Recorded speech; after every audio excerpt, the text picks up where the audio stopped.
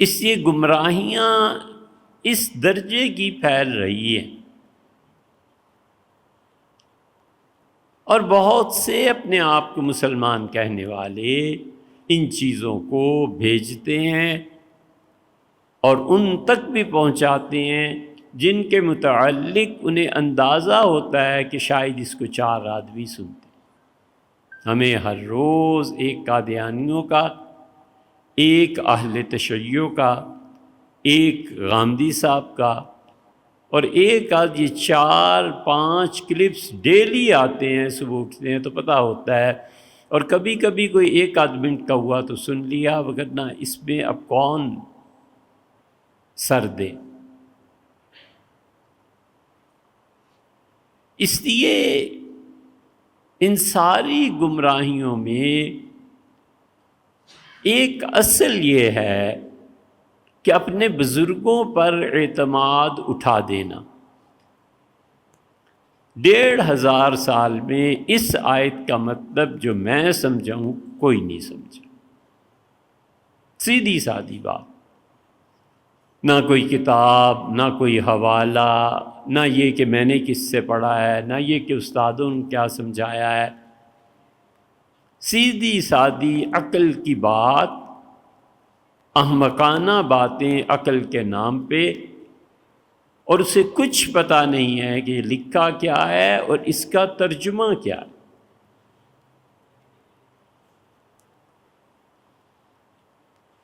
ناظرہ قرآن بچوں کو پڑھاتے تھے نا پہلے زمانوں میں، وہ ناظرہ قرآن نہیں پڑھنا آتا اور وہ دخل دیتا ہے حضور صلی اللہ علیہ وسلم کی معراج میں کہ وہ تو ایک خواب تھا۔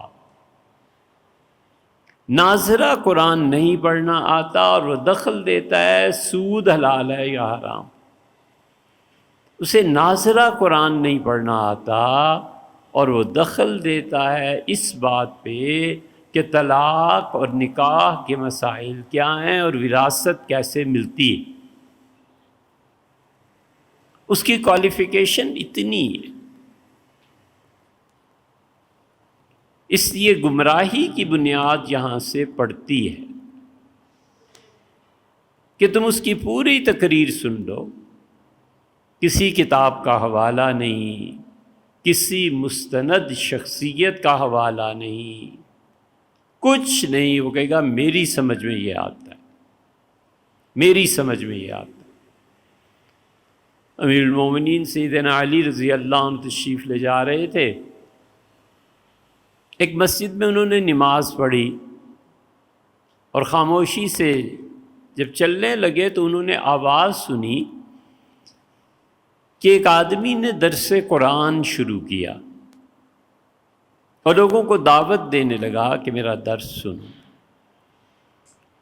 امیر المومنین رضی اللہ عنہ رکے اور اپنے جو ان کے خادم تھے ان سے کہا اس سے جا کے پوچھو کہ کیا قرآن کی وہ آیات جو کینسل ہو گئیں، بعض آیات کو کینسل کر دیتی ہیں، کیا اس کا علم تمہیں ہے؟ وہ گئے اور انہوں نے پوچھا تو اس سے کہا مجھے اس کا علم نہیں ہے۔ تو سیدنا علی رضی اللہ عنہ مسکرائے اور چل پڑے۔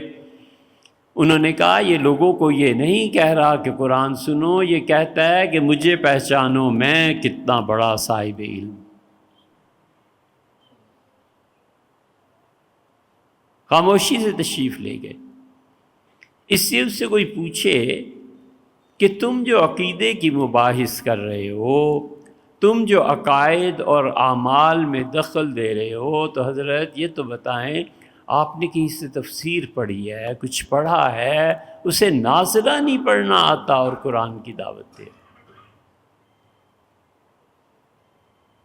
اللہ تعالیٰ نے سورہ بقرہ میں فرمایا ہے کہ شوہر کا انتقال ہو جائے تو عورت عدت گزارے گی 4 اشہر و 10، 4 مہینے اور 10 دن۔ پھر ایک جگہ اللہ نے قرآن میں کہا ہے کہ 3 اشہر، 3 مہینے ایسی ایسی عورتیں عدت گزاریں۔ پھر تیسری قسم عدت کی اللہ نے بیان کی ہے اور فرمایا ہے کہ بچہ جنم لے لے۔ پھر چوتھی قسم اللہ نے عدت کی بیان کی ہے اور اللہ نے فرمایا ہے کہ 1 سال کی عدت گزارے۔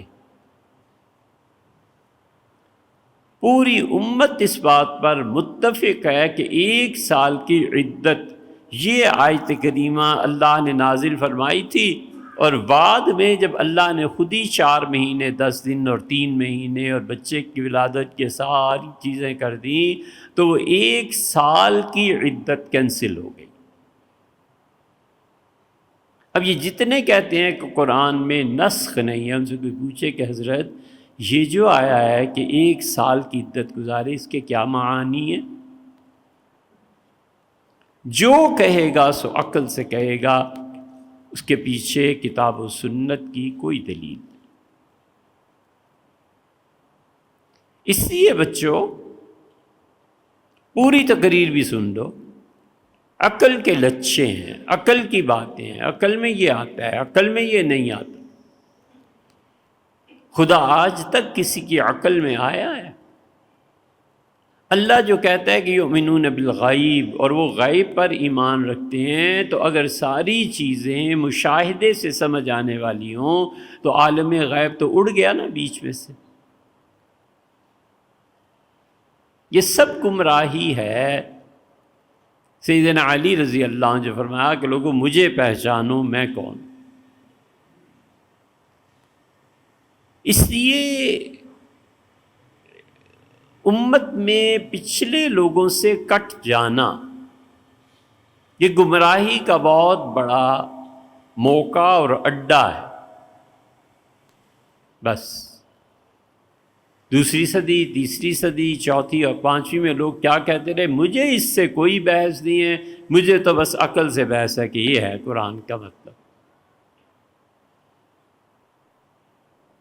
ایک اور اٹھا ہے، وہ کہتا ہے اللہ نے قرآن کریم میں جو فرمایا فاتحہ، تو وہ کوئی اور صورت ہے جس کو تلاش کرنا چاہیے، کیونکہ سورہ فاتحہ میں 7 آیات ہوتی ہیں، اور یہ جتنے مولوی پڑھتے ہیں الحمدللہ رب العالمین 1 الرحمن الرحیم آخر تک پہنچو تو 6 آیتیں بنتی ہیں، 7ویں آیت تو ہے ہی نہیں، تو پتہ چلا سورہ فاتحہ فاتحہ ہی نہیں ہے۔ اسے اتنا نہیں معلوم کہ انعمت علیہم پر جہاں رکتے ہیں اس پہ اردو کا ایک 5، جیسے دل کی آج کل اہل محبت فوٹو بناتے ہیں نا، اس طرح کا 5 وہاں لکھا ہوا ہے۔ وہ جو 5 کا لفظ ہے، نہیں 5 کا جو حرف ہے، 5 کی جو فگر ہے، امت پہلی صدی سے اب تک یہی سمجھتی آئی ہے کہ یہ 5 پہ وقف کرنا ہے۔ یہاں پہ آیت پہنچ کے صراط الذین انعمت علیہم، یہاں پہنچ کے ایک آیت پوری ہوتی ہے، 6 اور غیر المغضوب سے لے کے ضالین تک 7ویں آیت۔ اور یا پھر امت اس طرف گئی ہے کہ بسم اللہ الرحمن الرحیم ایک آیت ہے اور باقی یہ 6 آیتیں ہیں۔ 2 مسلک امت میں رہے ہیں، دونوں برحق ہیں۔ یہ اب نئے آئے ہیں جو کہتے ہیں فاتحہ میں 7 آیتیں ہی نہیں ہیں۔ اب اس سے پوچھو یہ تمہیں کس نے بتایا، کس نے سکھایا؟ تمہاری عقل میں کیسے پورے 1500 سال کو چھوڑ دیں اور اس کی مان؟ اس لیے یہ جتنی بھی نئی تحقیقات ہیں، یہ جتنے بھی روشن خیال، قرآن کریم میں وراثت کے مسائل بالکل واضح اور احکامات صاف۔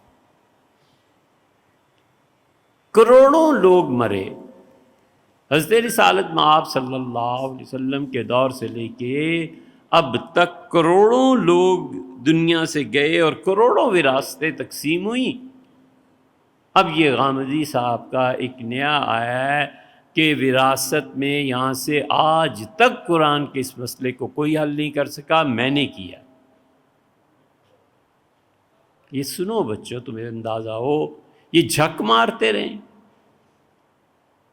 اور وراثت کا یہ حال ہے کہ سب بڑے جانتے ہیں، ایک ایک پائی نکالتے ہیں اور کہتے ہیں بھائی 10 پیسے 5 پیسے اس کے، اللہ کے نیک بندے کہتے ہیں ایک پائی بھی کسی کی نہیں رکھنی، یہ دو۔ اب ایک آدمی کھڑے ہو کے کہتا ہے آج تک امت اس آیت کو سمجھ ہی نہیں سکی، بھئی وہ فقہی احکامات میں کیا چیز ہے جو نہیں سمجھ سکی۔ اور بہت بڑا سبب امت کے اکابر کو بھول جانا، اور دوسرا گمراہی کا بہت بڑا سبب جس سے خوب آگاہ رہنا چاہیے کہ اسلاف پر اعتماد ختم کر کے اپنے نفس کی پیروی کرنا۔ میرا تو یہ عقیدہ ہے بھئی صاف صاف کہ قرآن ہی نہیں، چلو چھٹی، نہ تراویح رہی، نہ قرآن رہا، نہ دین رہا۔ وہ تو ہم کہتے ہیں، وہ کہتا ہے دین میرا مکمل ہے، والعیاذ باللہ۔ اپنے نفس کی پیروی ہے اور اپنے نفس کے پیچھے چلنا ہے۔ اور حضرت رسالت مآب صلی اللہ علیہ وسلم کی باتوں سے جو پچھلے سمجھتے تھے ان کو ایک طرف اور اپنے نفس کی خواہش کو ایک طرف رکھنا ہے کہ جو میں کہتا ہوں وہ ٹھیک ہے۔ ایک تو وہ کہتا ہے نا، وہ تو الگ بات ہو گئی جو بھی کہے، ایک کہتا ہے میں کہتا ہوں۔ اس میں کے چکر میں ایسے پڑتا ہے کہ کتاب و سنت سب ایک طرف اور میری خواہش ایک طرف۔ اللہ تعالیٰ نے اسی لیے قرآن کریم میں کئی مقامات پر آدمی کی توجہ دلائی ہے۔ اللہ نے فرمایا فَرَأَيْتَ مَنِ اتَّخَذَ إِلَٰهَهُ هَوَاهُ۔ تم نے کبھی غور کیا ہے اس شخص کی حالت پہ جس نے اپنے نفس کی خواہش کو اپنا خدا بنا لیا ہے؟ یعنی جس طرح اللہ کی پیروی کرنی تھی، اللہ کو ماننا تھا، اس کے احکامات کی پیروی کرنی تھی، خدا کو ہٹا کر اس کی جگہ اپنے نفس کو رکھ لیا ہے۔ جو نفس کہتا ہے اس کی پیروی کرنی۔ اللہ کہتا ہے کہ سود کے نظام کو مٹاؤ، میرا نفس کہتا ہے کہ یار زیادہ پیسے ملتے ہیں، بینکنگ میں یہ کیوں نہ کر لیں، وہ کیوں نہ کر لیں، مولویوں انہیں کیا پتہ ہے یار میتھمیٹکس، انہیں کیا پتہ ہے بزنس کیا ہوتا ہے۔ اپنی خواہش نفس کو خدا کے مقابلے میں لا کر کھڑا کر۔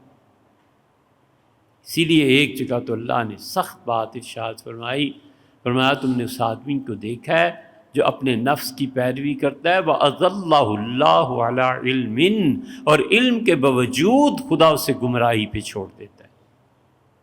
اندر سے اسے پتہ ہوتا ہے کہ یہ میرے نفس کی چال بازیاں ہیں، یہ میری حرکتیں ہیں، لیکن حقیقی معنی میں خدا کی معرفت نہیں نہ ہوتی کہ خدا تو جانتا ہے۔